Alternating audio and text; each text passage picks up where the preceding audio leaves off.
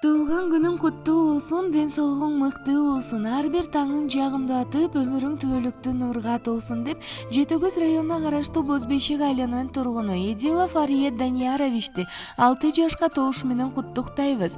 Айтылуу шумкар көздүү бол, адам таппас сөздүү бол, байсалдуу артык үзүлбөс, бак баштаган күчтүү бол, улууну сыйлап четтик бол, кичүүгө өмүр кешик бол, аккан сунун шары бол, балбан дардын алы бол. Урматтуу Ариет, келечек жолуң кең болсун, сага бекем ден соолук, узак өмүр каалайбыз. Маңдайың жаркырап, жакындарың сыймыктанган уулдардан болушуңа тилектешпиз деп чоң энеси, абалары жана Москва шаарынан эже жездеси куттукташат. Тоо гүлүндөй жытынан тегеренен чаркайланып бал үчүн эбеленем.